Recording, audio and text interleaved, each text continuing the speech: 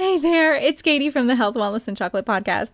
I just started this podcast and then I just completely fumbled over my words and started laughing. So I had to start it over again. So you're listening to take two. Anyway, today I wanted to talk to you about time management. And I get asked a lot, like, how is it that you have 8 kids and you run a business and you homeschool? Like, what's your secret? And I often say I really don't have a secret other than I think I probably am naturally an organized person. I like routine, but also I manage my time pretty well, I think. And I have a lot of systems in place to do it. And so I think that's like the secret, is just really being intentional. So what I wanted to do was to give you some tips or ideas. I know as soon as there's a hiccup in the schedule, I think as a mom, the very first thing that goes out the window is our own self-care, our own, workout, or little bit of room for exercise, or any of those things, right? Like, we just totally put ourselves on the back burner, and especially if there's a chaotic season. And I know with back to school, it is September when I'm recording this, a lot of, the summer is over and the sports are starting back up, and you have the school routine and then homework if your kids go to school, or if you are homeschooling, your own job just started back up again, and those relaxed days are kind of gone, and maybe you're feeling overwhelmed, or you're like, I do not know how you do it all. How am I supposed to get this all done? And it just may feel overwhelming, or you might want to just throw in the towel and be like, this is ridiculous. Like, there's no way I'm going to do this. So I wanted to just give you some ideas of a few things that I do to help you manage your time a little bit better. And they're in a few different areas. I do deep dive into time management and stuff like that inside the blueprint. But for now, I just wanted to give you some tips. So the first thing I want you to think of is, like, really time. You can create time.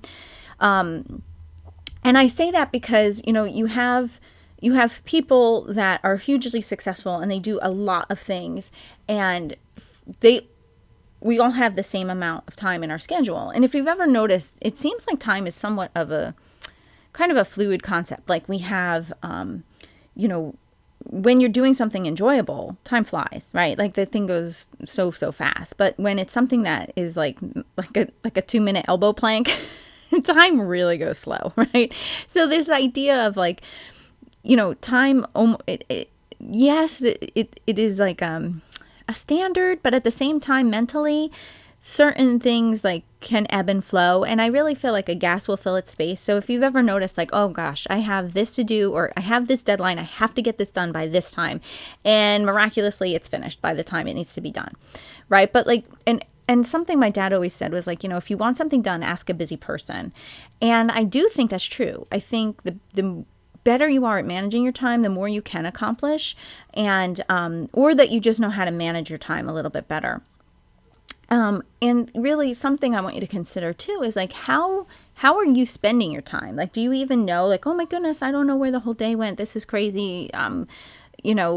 It's 4:00. I don't even know what I'm making for dinner. Or, like, do you wake up kind of behind schedule already? Like, I know people that are like that. Like, they're always just reacting to the urgency of the day rather than being proactive and like having a schedule and having an ordered life and being able to orchestrate their own days. Like, instead, they're just reacting to the chaos around them, and they're not being effective. And it really does drain you. It drains your emotional bucket, and it drains your mental bucket. And then if you are an emotional eater or an emotional drinker or whatever, you will, by the end of the day, like, it's so much harder to resist and stick to your health goals then, because you're just depleted.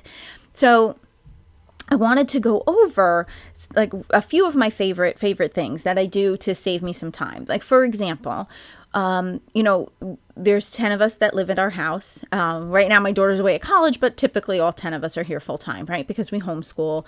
My husband will leave for work and stuff like that, but he comes back.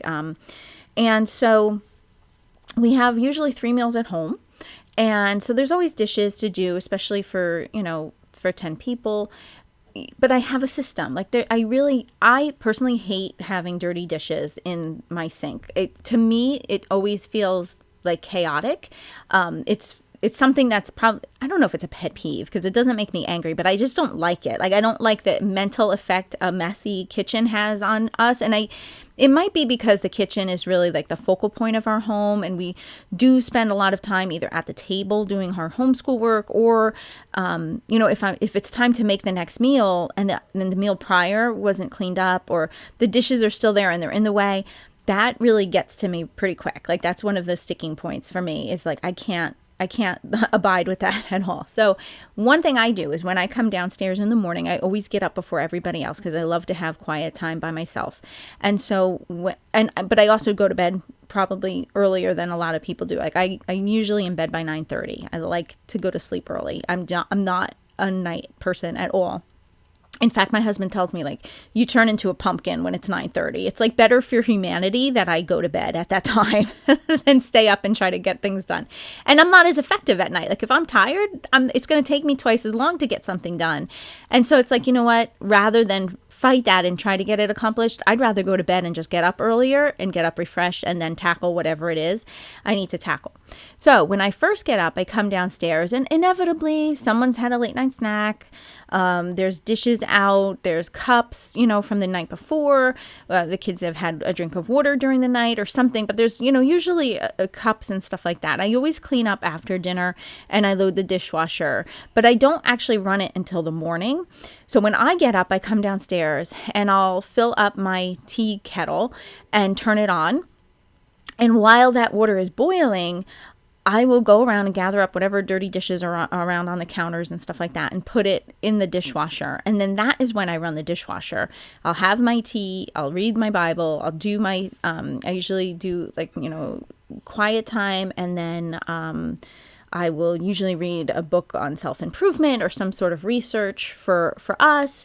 And then, the kids are starting to get up at that point in time, and then I'll usually fit in time to exercise. Either I'll go outside and walk early in the morning, like I did that this morning. There was a podcast I wanted to listen to, or I'll do Pilates, or I'll do weight training, but I wanted to listen to the podcast. And so I went outside and walked around a bit. I also had, I usually have like a baked oatmeal. And the reason why I like that too is I can make the baked oatmeal. It's like a pumpkin oatmeal with cinnamon, and it makes the house smell good in the morning, but also I'm usually the only one who will eat that. And so I'll have breakfast for a few days. So if I make it on a Monday morning, then I can have it for the rest of the week. And only have to cook the one time and then just reheat the rest of that, which I like. So that's like a quick breakfast for me. But anyway, so I did that this morning, and then I went outside while that was baking, and I walked around and listened to the podcast. And then by then the kids were starting to get up, and my little guy, he likes to play outside no matter when. So he was happy to come outside and, ride around on his little tricycle, and the other boys were in and out. And of course the puppy was getting her exercise too. So it was a nice little morning. And when I came in, the dishwasher was done running. The breakfast oatmeal was done baking. So I, took that out, unloaded the dishwasher really quick, and now the dishwasher is ready to get dishes into it throughout the whole day. And I don't have to take a lot of time to wash them. I can just throw them in the dishwasher, and again, then the next morning I wake up, and then that routine starts over again. So I am kind of a routine person, and so that's how I actually manage not to have a lot of dirty dishes. And then any pots and stuff like that, or big bowls, like to make my oatmeal, I use a big mixing bowl. So like that, all that stuff I'll just wash as I use it, and it only takes a few minutes, and then that's it. So then the sink stays empty and everything stays a little bit tidier. The house is never as clean as I actually want it to be. So if you stopped by, you'd totally be underwhelmed with the level of mess here. So please do not think that my house is spotless. It's not. We live here and it shows, right? But there are certain areas that I just need tidy for my own mental health. And the kitchen and the dishes are one of them, because I don't want to have to constantly be like scraping things off just to be able to cook lunch. Like I want to be able to come in, cook lunch, tidy up, and then, head back out on my way, instead of like having to take, 40 minutes instead of 15, because I have to clean up everything from the meal before. Plus then it gets, I don't know, it just, the house kind of takes on an odor, and I just like things neat and tidy like that. So that's one tip I have, is just kind of structure, see like an anchor in your day of where you do typically do the same thing. So like for me, getting up in the morning, making my cup of tea, I can quickly like challenge myself, okay, get the dishes in the dishwasher and get that going while this is boiling, because otherwise I'm just standing around anyway. So like how can I use that time really quick, right? Saturdays we typically have, and in the morning everybody has like 1 or 2 things that they have to do, and the whole house gets clean. Now I have a lot of kids and I have a lot of older kids, so if you're a mom and you have young kids, this may not be feasible for you. Maybe you do one thing every day. But on Saturdays, that's when like one of the kids will vacuum, another kid will pick up first so that the vacuuming can get done, and then someone else can come and wipe down the countertops, and then another kid can handle wiping down all the sinks, and another older kid can do the toilets, and someone else can come in and mop, right? Like, so if everybody just has one task, within about an hour the house is in pretty good shape. Like if someone stopped by on a Saturday, I wouldn't be as embarrassed, right? And then for us too, like with laundry, I just, again, in the morning, like maybe right before we start school, throw clothes in the wash. Then, right before we start lunch, put them in the dryer, maybe start another load. Right before we're done in the afternoon with stuff, take those out, put the next load in the dryer, and then I just fold all the clothes all at once. Some people have to fold the clothes right away.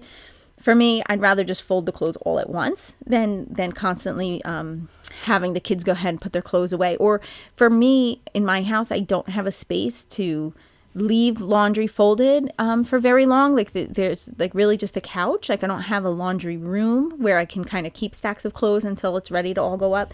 So for me, it's just easier to fold everything all at once and then have them all put everything away at once. So that's like what works for me. And then I'm never really behind. And then there's anchors in my day or anchors in my week when I know, okay, Fridays we go to co-op.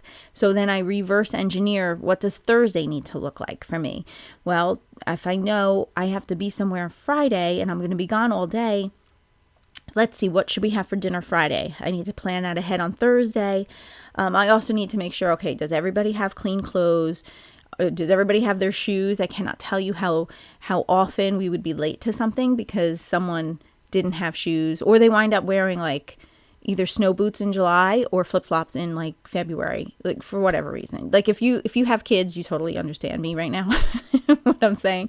But, like I always take, if I know I have to be out the door and it's early and I have to be gone early and I have to be gone the whole day, I will always reverse engineer and start the day before, planning ahead for that.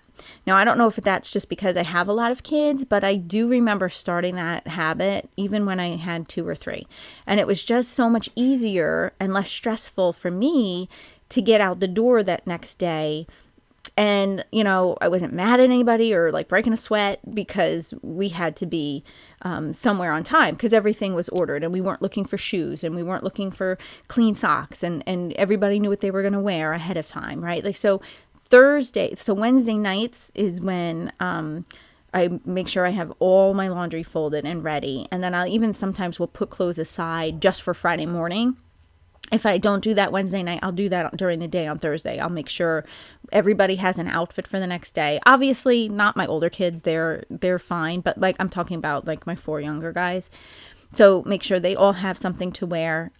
Make sure that all of their shoes, because they're the ones that lose their shoes outside and stuff like that. So make sure all their shoes are accounted for, that they have clean clothes, that they have clean socks. And then I have a plan. Okay, Friday, what is everybody going to have for lunch? What is everybody going to have for dinner?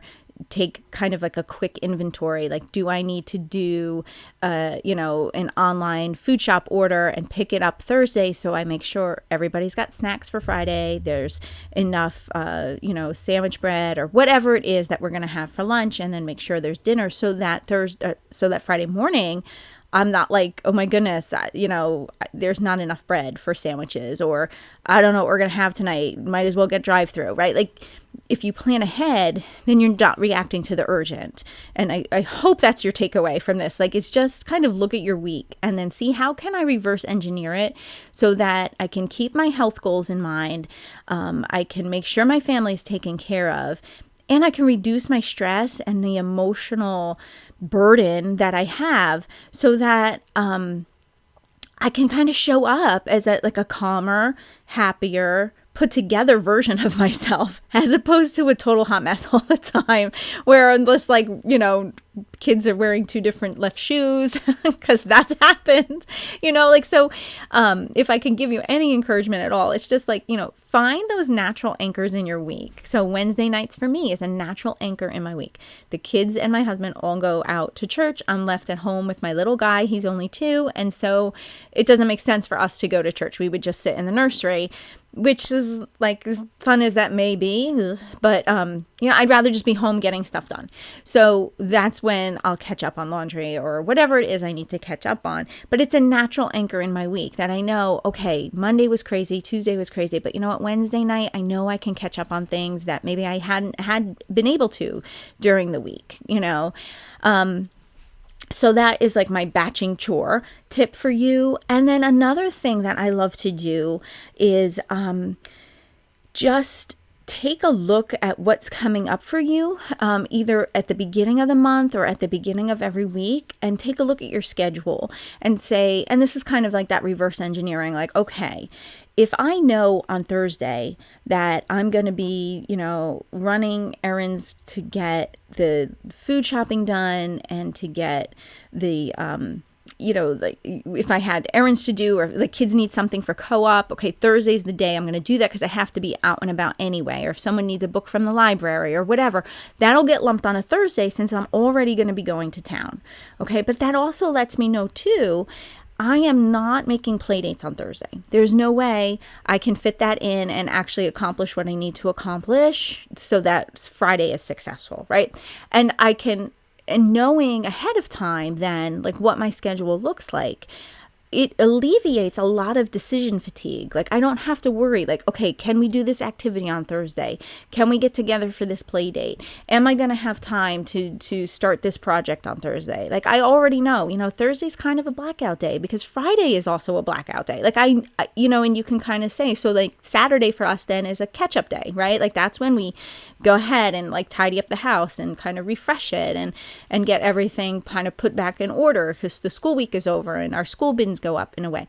So anyway, there's just natural breaks in your week. And if you start paying attention to it and you can start ordering it and start lumping things together, another great tip would be, plan ahead meals if you can. And go ahead and stock your pantry if you can, so that when it's dinner time and you, one, don't know what to make, and sometimes getting takeout is so much easier, but also if you go to make a recipe and you're like, oh, I don't have this on hand, I have to go run out again, and now there's another hour out of your day. Like if you can plan ahead as best as possible, you'll alleviate a lot of last minute inconveniences that tend to chip away and eat away at your time.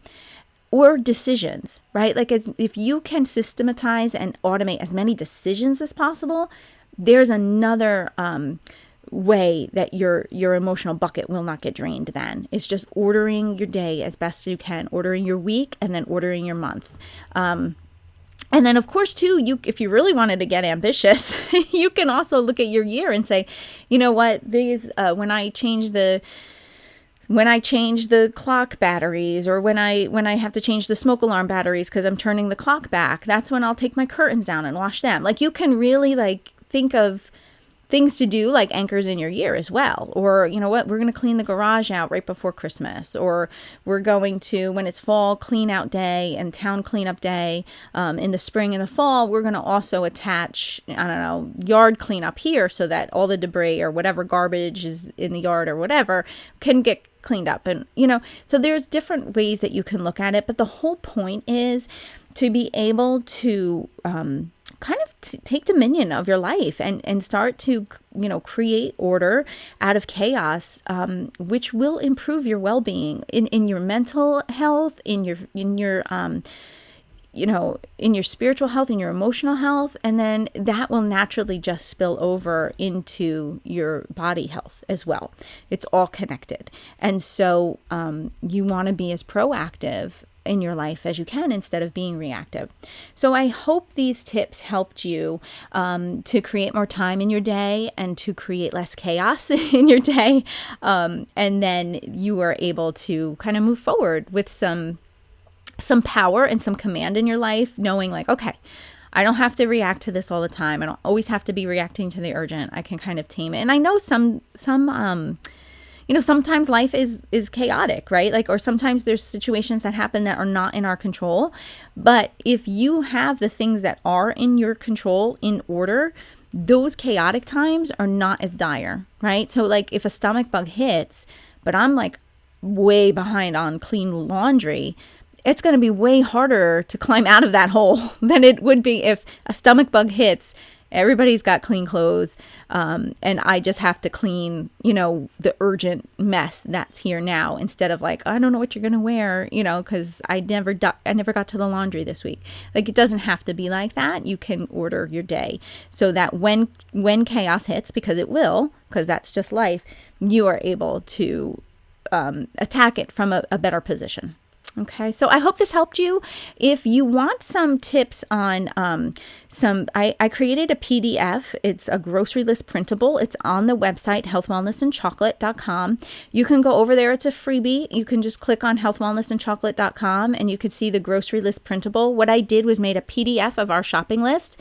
And so when you download that, I also give you 14 different meal ideas that you can make with that shopping list. And they're like 30 minutes or less. They're simple meals that are kid-friendly, that are nourishing for your body. So you can go ahead and grab that. It's totally free. It's right on the website. And I thank you for your time and thanks for listening. I hope you guys have a great week. Take care. Bye-bye.